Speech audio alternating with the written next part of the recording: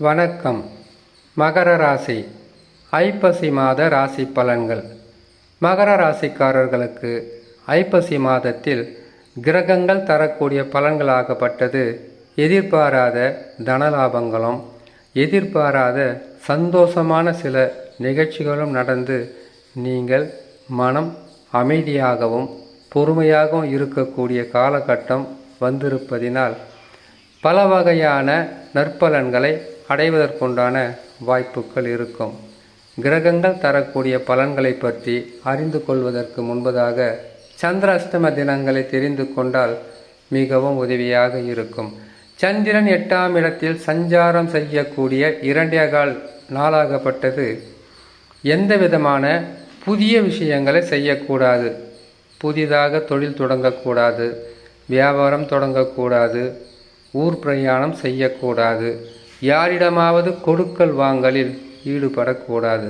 அப்படி செய்தால் பெரிதளவு வெற்றிகளை தராமல் தேவையில்லாத நஷ்டங்களும் கஷ்டங்களும் தரக்கூடிய நாள் என்பதினால் பொறுமையாக செயல்படுவது இந்த காலகட்டங்களில் மிகவும் அவசியமானது.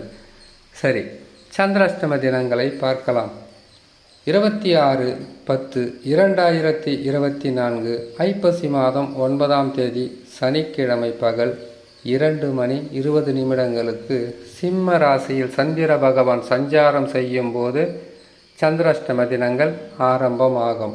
இந்த சந்திராஷ்டம தினங்களிலிருந்து விடுபடக்கூடிய நாட்களாக 28/10/2024 ஐப்பசி மாதம் 11ஆம் தேதி திங்கட்கிழமை இரவு 12:55 கன்னி ராசியில் சந்திர பகவான் சஞ்சாரம் செய்யும் போது சந்திராஷ்டம தினங்களிலிருந்து விடுபடக்கூடிய நாட்களாக இருக்கும்.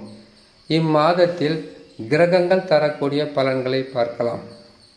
மகர ராசியான உங்களுக்கு சனி பகவான் கழிவு சனியாக இருப்பதினால் இத்தனை மாதமாக அல்ல 5 மாதமாக வக்ரகதியில் இருந்தார். வக்ர நிவர்த்தி பெற்று சுயசாரத்தில் அமர்ந்து அடுத்தது 7.5 சனி விலகக்கூடிய காலகட்டம் அருகிலே இருப்பதினால் நற்பலன்களை கொடுத்தே ஆக வேண்டும் சனி பகவான். இம்மாதத்தில் சனி பகவான் வக்ர நிவர்த்தி பெற்றவுடன் அவர் 3ஆம் ராசியினுடைய சஞ்சாரத்தின் பலன்களை சிறிது சிறிதாக கொடுத்து கொண்டே இருப்பார். துன்பங்கள் குறையும், கஷ்டங்கள் விலகும், தொடர் தோல்விகளிலிருந்து மீண்டு வந்து நீங்களும் வெற்றி பெற்று மற்றவர்கள் முன்னால் வாழ்ந்து காட்டுவதற்குண்டான வழியை கொடுப்பதற்கு சனி பகவானே முன் வருவார். சற்று பொறுமையாக இருந்தாலே போதுமானது மகர ராசிக்காரர்கள். ராகு பகவானை பொறுத்தவரையில் இத்தனை மாதங்களாக அனைத்து பிரச்சனைகளிலிருந்தும் உங்களுக்கு அவ்வப்போது நற்பலன்களை செய்து உங்களை காப்பாற்றி வந்தது ராகு பகவான் தான்.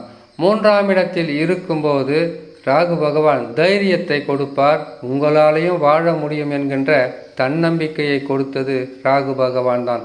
ராகு பகவானுக்கு நீங்கள் நன்றியை சொல்ல வேண்டியது கடமை. அடுத்ததாக குரு பகவானை பொறுத்தவரையில் 5ஆம் ராசியில் இருந்தார். இப்பொழுது இம்மாதத்தில் வக்ரம் பெறப்போகிறார். ஐயையோ, வக்ரம் பெறாரா, ஏதாச்சும் பெரிய தொல்லைகளோ கஷ்டங்களோ கொடுத்து விடுவாரா என்றால் அப்படி இருக்காது. ஆனால் சிறு கஷ்ட நஷ்டங்களை கொடுத்தாலும் குரு பகவானால் பெரிதளவு பாதகம் இருக்காது. வக்ரம் பெற்று பின்னோக்கி செல்லும் போது திடீர் தனலாபங்களும் திடீர் அதிர்ஷ்டங்களும் ஒவ்வொரு ராசிக்காரர்களுக்கு கொடுப்பது முன்கூட்டியே உங்களுக்கு கொடுத்து அதற்கு பிறகு சிறு பாதகங்களை மட்டும் செய்வார். செவ்வாய் பகவானை பொறுத்தவரையில் 6ஆம் ராசியில் இருந்து பல வகையான நற்பலன்களை செய்து வந்தார். இம்மாதத்தில் செவ்வாய் பகவானும் பயிற்சி பெற்று 7ஆம் ராசியில் அமருவார். 7ஆம் ராசியில் அமர்ந்தவுடன் செவ்வாய் பகவான் வக்ரம் பெறுவார்.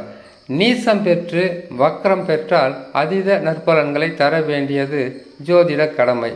ஆனால் உங்கள் சொந்த ஜாதகத்தில் எந்த தசா நடக்கிறதோ அந்த தசாவுக்கு கட்டுப்பட்டு செவ்வாய் பகவானும் நற்பலன்களை செய்ய ஆரம்பிப்பார்.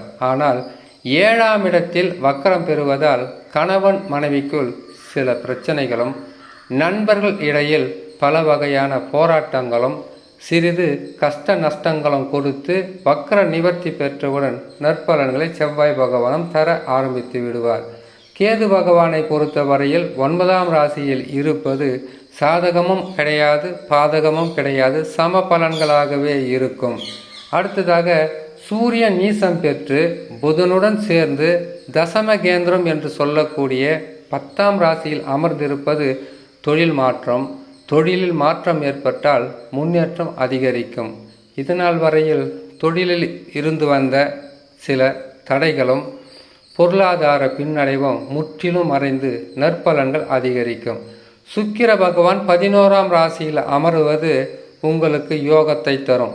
திடீர் தனலாபங்கள், திடீர் அதிர்ஷ்டங்கள், செய்யும் தொழிலில் வளர்ச்சி, வியாபாரத்தில் வெற்றி, கொடுத்த வாக்கை காப்பாற்றுவது, நீங்கள் கேட்ட இடங்களில் காசு பணம் கிடைப்பது, இதற்கெல்லாம் சுக்கிர பகவான் மிகவும் துணையாக இருந்து உதவிகளை செய்வார். மகர ராசியான உங்களுக்கு இந்த ஐப்பசி மாதத்தில் நற்பலன்கள் என்பது அதிகமாகவே கிடைத்தே தீரும் என்று சொல்லி இன்னொரு நல்ல பதிவில் உங்களை நான் சந்திக்கிறேன். நன்றி, வணக்கம்.